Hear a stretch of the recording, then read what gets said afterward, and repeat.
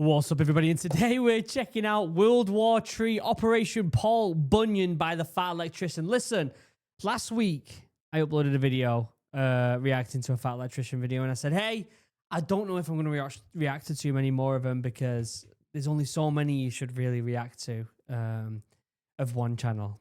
But then he commented on that video and said, you watch them all. So I don't know if we're going to watch them all, but we're going to watch a few more over the next few weeks. Let me know down below which one of his videos you want me to react. Listen, I'll watch them all day. All day. I just don't know whether it's the smartest move, but hey, we're here for it. We're here for it. Let's watch it. Let's have some fun. As always, I'll leave a link down below to the Fat Electrician's videos. He is probably the best storyteller on YouTube. There's only a couple. Well, there's only one other person I can think of that's close to him, Mr. Ballin. But even still, I don't think Mr. Ballin is up there with the Fat Electrician. And I love Mr. Ballin's videos a lot, actually. But I don't know. They're up there. They're both up there. They both so happen to be vets as well, which in my opinion goes a long way. I'm sweating my tits off in this room. What's going on in the UK? What's going on in the UK? We're going through a heat wave. I'm not doing this just to get my nips out, I promise. Sweating my tits off. Christ almighty. I thought I was in England, not Arizona. My God, although it's way more humid here than Arizona. Arizona's hot, but it's dry. It's dry, whereas over here, it's humid. It's humid. Sweaty ass. That's what you get over here in the UK. What am I talking about? Before I get started, check out Chug. 10% off, link down below for the best drinking vessel in the world. You can now get these in the US of A. That's right. The United States of America. USA. USA. I don't know how much the tariffs will be, but you can get yourself one in the US right now. Handmade here in the UK by a small business. They are in fact, they are the best drinking vessel in the world, in my opinion, but they're one of the best things you can do to keep your beverage cold. And if you want to keep a beverage cold, I don't know, I'm trying to make a transition here. It's hot. My brain's not working. I've got a new business called Morale where I make a mushroom health drink. It was just successful on Kickstarter. And if you want to follow along with that stuff, then you can certainly do that. If you love the outdoors, if you're passionate about the outdoors, if you want to get the next generation of kids outside, the idea, I'm going to give you the little pitch, is that, do you know these big energy drinks, Red Bull, Monster, they take their profits and they sponsor these extreme sports. We want to do the same thing, same business model, but promoting outdoor activities for everyone. So whether that be hiking or bushcraft survival stuff or foraging or forest schools for kids, getting kids outside and work booklets for kids. So we want to take the same business model as them massive extreme sports and apply it to the outdoors. That's what we want to do. Should we shut up and watch some of Fat Electrician? Let's do it. Let's do it. Let's do it. What we got this spinny thing for? Yes, that time that North Korea told America that we couldn't trim a tree, and America was legitimately ready to start World War III about it. World War Tree, if you will. I Today like we're it. talking about the Korean axe murder incident and America's response to that incident, Operation Paul Bunyan. But first, this video is brought to you by the two biggest sponsors of the channel. We've got Zydax. All right, people keep having a go at me for skipping the sponsors. Listen, I don't really have a choice. I'm not allowed to watch these sponsors. I got told off by someone in the past for doing it, so I can't watch it, guys. But if you don't live near one of the retail locations, I'll just let the little end bit of it play because someone said in the last video that it was relative to the video that we watched last time. I'll watch like the end bit of the ad, but I don't want to get in trouble. they have an even better online store with price matching and satisfaction guarantee. Shields. I'm going to have links and discount codes for both those sponsors in the description down below and on my website, thefatelectrician.com. Let's get back to the video. All right, once upon a time, I need to get myself, after all these reaction videos, I feel like I should at least get a t-shirt. Let me have a look. The Fat Electrician merch. Let's fucking go. Let's see what he's got. Let's see what he's got. In fact, should we do it on stream? Let's see what he's got. Let me pull this shit up. Let's see what he's got. War crime. The first time. That's a good one. I like that. Oh, he's got lots. He's got bundle. I do like It's Never a War Crime the first. I do like that. I also like the Quack Bang Grenade one. Oh, mate, look at this. He's got tanks. I don't really. I wore hats for a long time on this channel. I don't think I suit a hat. I've got a massive head, and it just makes my head even bigger. You know what I mean? What should we get? There's limited drops. What's the limited drop? These are the limited drop. Let's have a look. Graffiti tee. It's good. Oh, influencers. Look at this. Oh, it's because it's made by Bunker Branding. Oh, that's that other dude that just stopped YouTube, innit? I'm not gonna lie. This is sick. This, if it'll pop up for me. Hey, that's sick. That's sick. All right, we're getting out of hand here. July 1953, North and South Korean leadership would meet in a small village known as Punjong, right near the 38th parallel, where they would sign an armistice that would technically only pause, but essentially end the Korean War. From this moment forward, we have the official military demarcation line, essentially the line in the sand separating North and South Korea. Surrounding that demarcation line is a 2.5 mile wide, 160 mile long buffer zone known as the DMZ, the Demilitarized Zone. And that's pretty much the DMZ. Isn't that from Call of Duty? Or is it DNZ? DMZ, is it? Was it an extraction mission, this, or what? This is what Call of Duty did, wasn't it? the Iron Curtain goes up, North Korea becomes the world's largest secret society, and the entire world gets to stand by and watch as there is a competition between capitalism and communism to see which one is actually better, and well, 70 years later, the results are visible from outer space. Wait, let me guess. You're going to say that's not real communism. Well, I'll tell you what. Every time anything bad happens under capitalism, I'm just going to respond by saying, oh, well, that's not real capitalism. How about that? Yeah, that's what I thought. Anyways, that village where the treaty was signed would go on to become the JSA, or the Joint Security. Isn't that insane, that place? Look at that. They're just staring at each other. Look at these two guys here just staring around the corner. Just like... Let me get the camera. Let me get the camera just right. They're like this. They're just like this, aren't they? Keeping an eye on shit with a massive shiny head. Imagine having that as a job, mate. Standing guard all day. There's a reason I didn't go into the RAF regiment.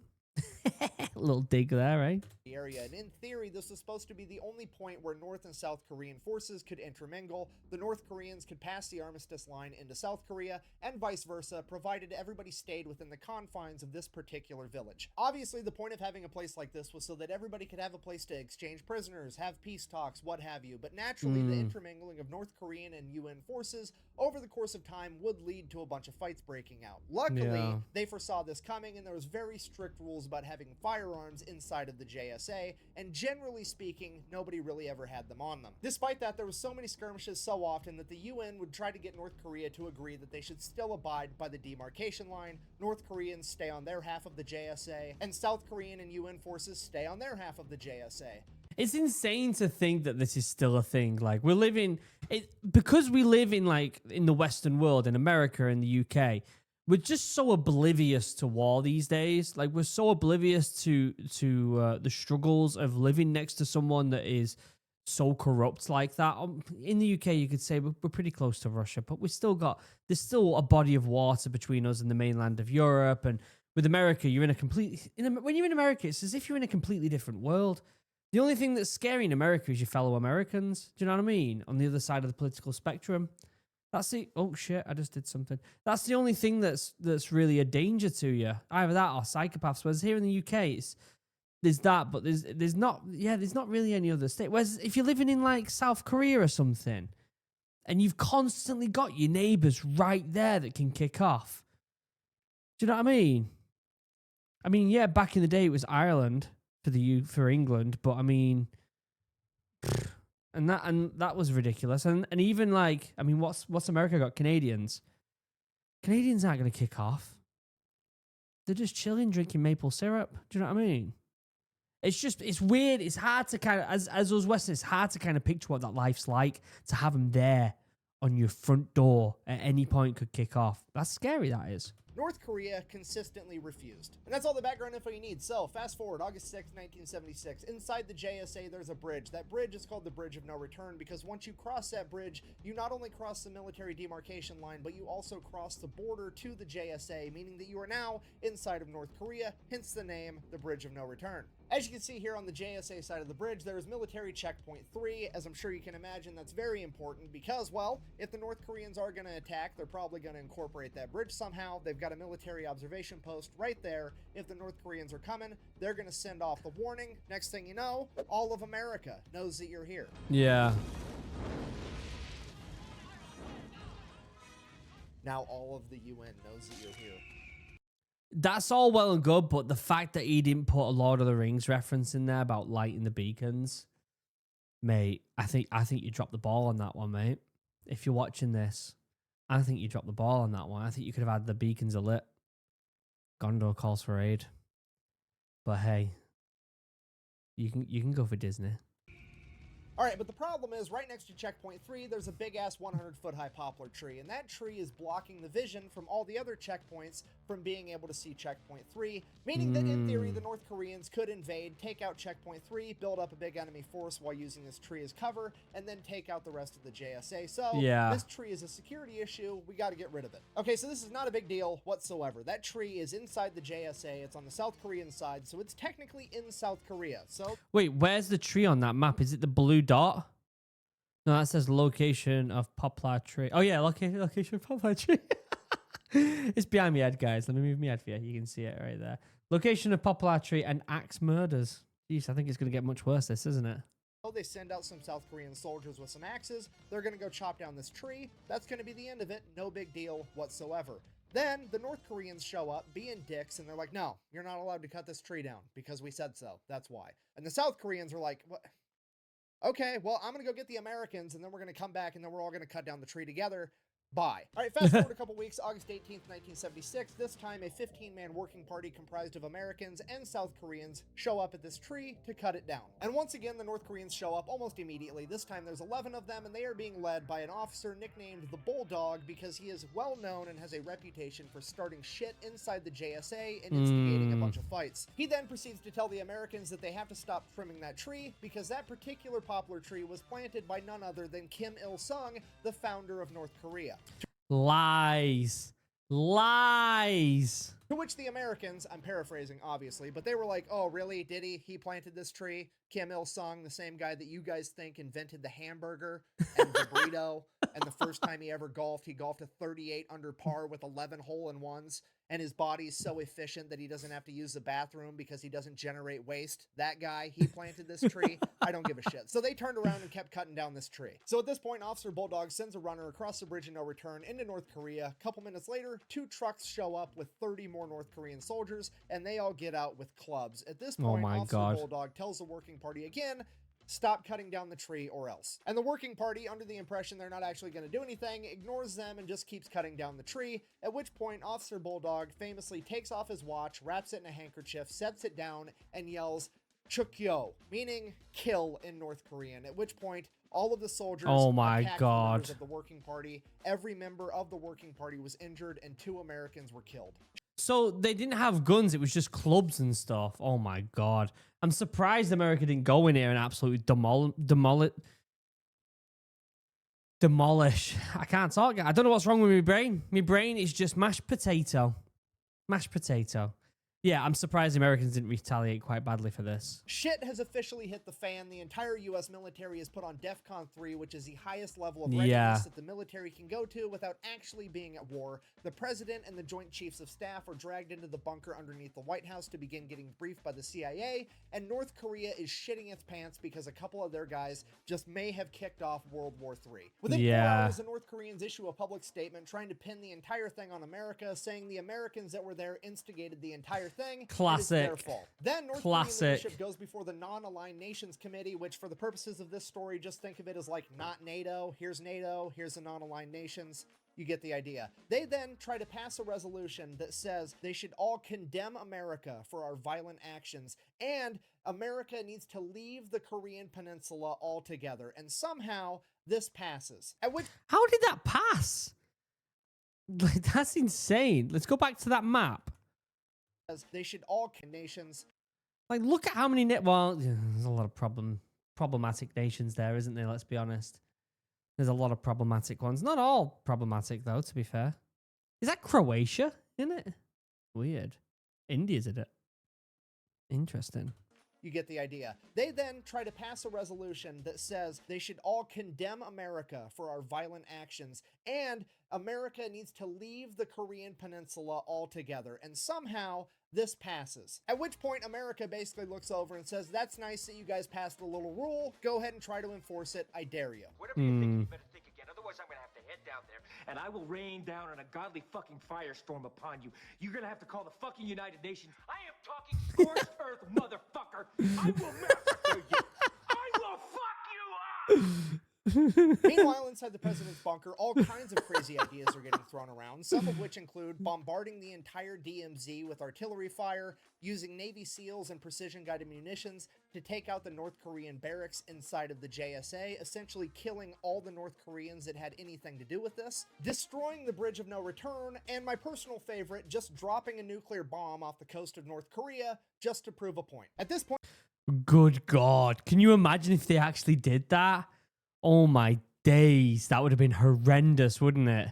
The president chimes in and he's like, no, this has to be an appropriate response. We don't want to overkill this situation. And what president was this? What president was this? 1975, did they say? Who was that?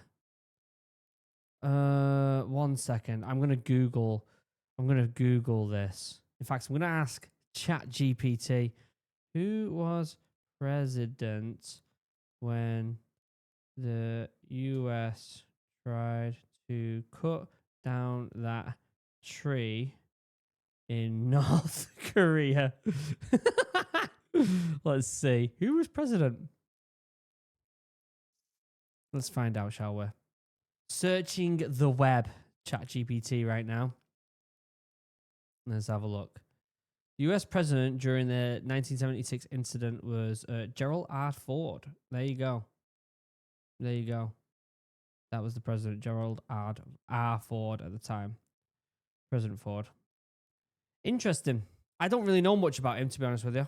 And kick off World War III. So that begs the question, what is an appropriate response to the president? Well, that depends on the president. And the president at this particular time was none other than Gerald Ford. You see, all I had to do is wait. All I had to do is wait. Just 10 seconds. You know, like, it's almost as if this is how good of a storyteller he is. Like, when you've got a question and you think you might not answer that because it's, you know, it might be a bit of an unnecessary question to ask. He's already there. He's already there. All I had to, I don't even need ChatGPT. I just used an ungodly amount of water. Apparently, ChatGPT uses a lot of water or some shit. Power. It uses power and therefore it uses clean water or something. I don't know. I could be talking shit there, to be honest with you. But instead, I could just wait. I could just wait and listen to the fat electrician. See, that's absolutely terrifying, and most of you have no idea why, because Gerald Ford doesn't have much brand recognition in modern times, so let me fill you in. Gerald Ford played college football at the University of Michigan. It was me just saying I don't know much about him. I don't know much about him. Now we're going to get a mini story about him. Like he's reading my mind, isn't it? Recognition in modern times, so let me fill you in. Gerald Ford played college football at the University of Michigan and had offers to go to the NFL from the Lions and the Green Bay Packers and turned both of them down because he wanted to be a boxing coach at Yale before he went into law school to become a politician.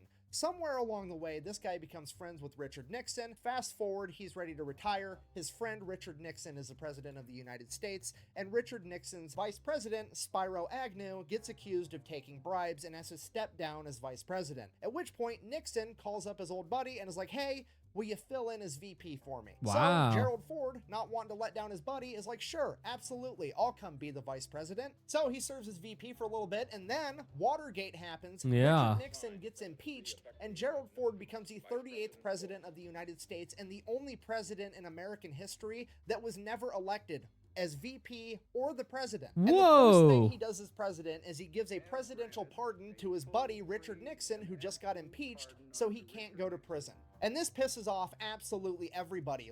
Yeah, what an insane story that is. That's an insane story. So this guy comes in, whether you like him or not, he's not been voted in any way, shape, or form. And then he just pardons the president. Whoa. What a story. Right, middle, doesn't matter. Everybody is furious with Gerald Ford over this. There is a 0% chance that he is ever going to get reelected right out of the gate. All right, so just so we're all on the same page, President Gerald Ford, your traditional football playing, boxing, manly man that didn't want the job as president in the first place and has zero hopes of ever getting reelected, as well as having a history of being willing to sacrifice his personal image and the future of his career just to help out the homies, and we're going to find out what this man deems as an appropriate response. Okay. But one thing's for certain, and it is that poplar tree is absolutely coming down. The thing is, like, they killed 2 Americans. Like, they legit killed 2 Americans. That's not okay. An appropriate response should be quite an aggressive response for that. Fast forward 3 days later, August 21st, 7 a.m., a bunch of American and South Korean vehicles roll into the JSA, and Operation Paul Bunyan would officially begin. Inside of those vehicles, there is a 16-man tree trimming crew, and they are being escorted by 2 platoons of American grunts, roughly 60 guys, all carrying axe handles and pistols, ready to teach the North Koreans a lesson if they decide they want to try to stop them again. Now, is there supposed to be 60 guys in the JSA carrying firearms? No, but they're just carrying pistols. It's the smallest gun Uncle Sam has to offer because America is trying very, very hard to be appropriate. Also, To be fair, if that was me, I would have sent in the SEALs or someone, special forces with weapons, cut that fucking tree down and axed it into a million pieces in front of their eyes. That's what I would have done. they brought a tank, which as you can see is basically a really small tank with a snowplow on the front and an enormous gun. That's huge. It's average, okay? That's pretty pathetic. Hey, even if it is a little bit on the smaller side of average. A single grain of rice can tip the scale. And if that wasn't enough, That was actually pretty funny. That was a good one. That was a good one. I like that he gets his missus involved in some of the jokes. That's good. also being backed up by 64 Black Berets, the South Korean Special Forces guys, one of which would actually go on to be the president of South Korea, Moon Jae-in. Okay, here's Wow. the Black Berets. As a minimum requirement, every single one of them has to be a black belt in Taekwondo, and I know what you're thinking. My nephew got a black belt in Taekwondo from the YMCA when he was like 13 years old. Big deal. I don't know. That's a pretty big deal. You have to be a black belt in a martial arts. That's pretty impressive. Okay, I realize it's the same word. Trust me, it's not the same thing. These guys Yeah, I beat bet. the shit out of your nephew. Okay, maybe we should do a video on these guys.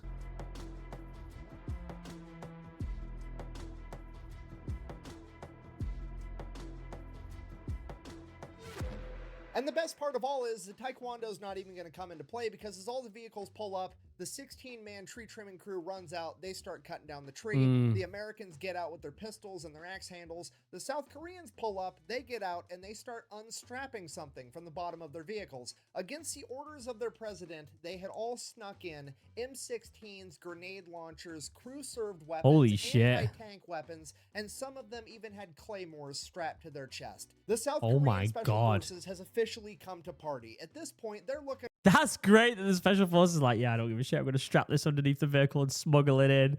What? over the Americans. Like, really?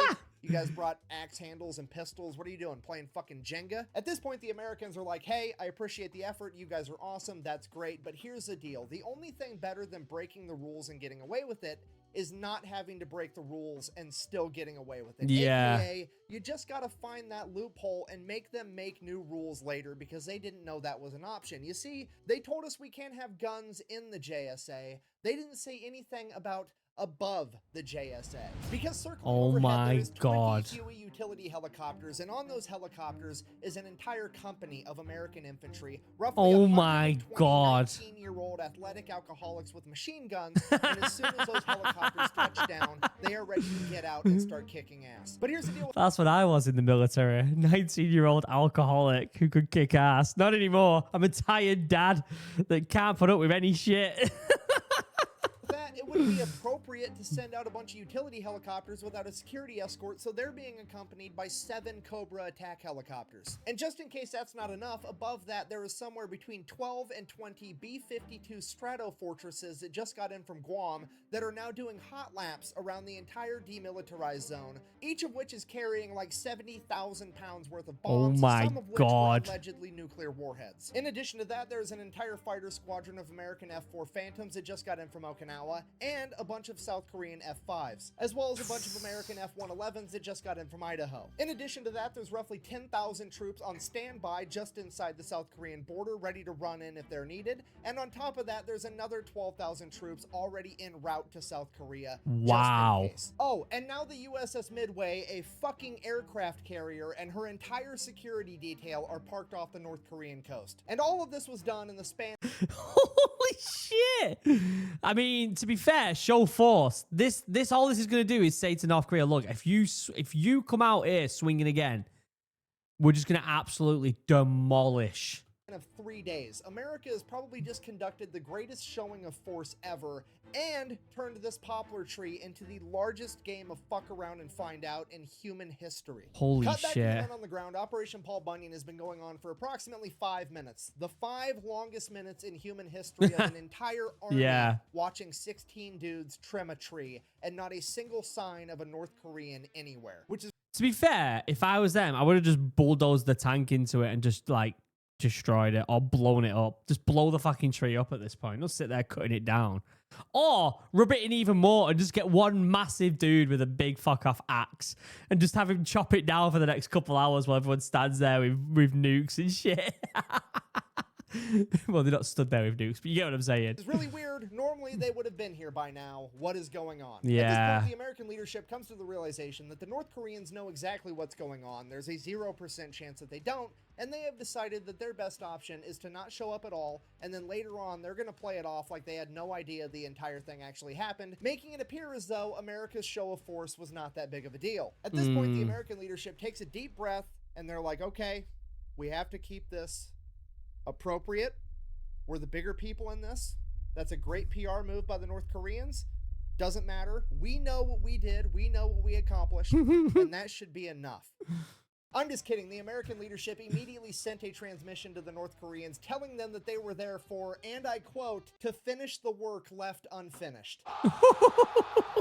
Now, the North Korean frontline communications just go absolutely nuts. We know this because American intelligence was monitoring their frontline communications, and one of the intel analysts that was listening said, and I quote, "This move blew their fucking minds." At this point, the North Koreans are absolutely terrified, but they have to do something because they've got way too much pride not to. So, all of the North Korean troops in the immediate area are ordered to go to the Bridge of No Return. Within a matter of minutes, a bunch of trucks pull up on the other side of the Bridge of No Return, and 150 North Korean soldiers get out, and they proceed to stand there and watch silently for what I presume to be the longest 35 minutes of their entire lives as they watch the Americans finish cutting down this tree. And that's pretty much it. The Americans finished trimming this tree. They left a big-ass stump there, so the North Koreans never, ever forgot about it. And then once that stump rotted away, they put a plaque there in honor of the 2 soldiers that lost their lives, Lieutenant Mark Barrett and Captain Arthur Boniface. North Korea was then also ordered to pay reparations to their family members. In addition to that, the North Koreans issued a statement saying the entire situation was regrettable, which according to the experts is the closest thing to an apology that you will ever get out of the North Koreans. And then even I know that that's hard to get something like that from North Korea saying that they should get, and then they paid the money to the family.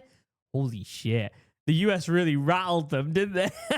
Absolutely everybody's surprised. On August 25th, the North Koreans come back to the negotiating table and they're like, hey, remember that idea you guys have had for like the last 20 years where you wanted to split the JSA in half to separate North and South Korean forces so a bunch of dumb shit didn't happen? Yeah, we think we'd finally like to do that. So yeah, in conclusion, I guess this has been the story about how World War III almost got started by a tree.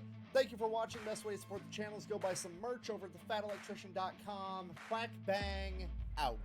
He always has a bit at the end. He always has a bit at the end. These military operation ones keep getting weirder and weirder. I should probably talk about that time that America accidentally turned a manhole cover into the fastest man-made object of all time.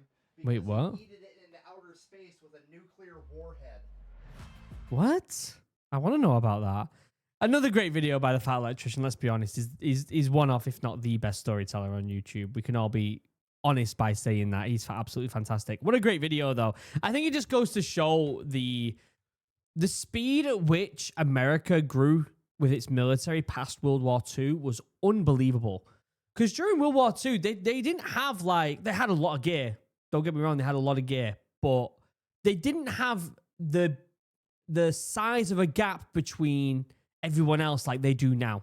Do you get what I'm saying? Like, the difference between America And the next big military in the world, which you could say it's the rest of Europe, but that's not one country. So if you wanted to say like one individual country, you could say like China. Like the gap between them two is unbelievable. Whereas back after World War II, it wasn't that big of a gap. And so the speed at which the American military has grown is just insane, isn't it? It's insane. And for them to show that amount of force in the 70s, imagine what they could do now. Do you know what I mean? It's unbelievable. Anyway, I'll leave a link down below to the original video like I always do. Check out Chug, 10% off link down below, and check out Morale, my new business. Other than that, I'll be live tomorrow playing some Ready or Not. Join me. Let's have some fun. Until next time, I love you all. Goodbye.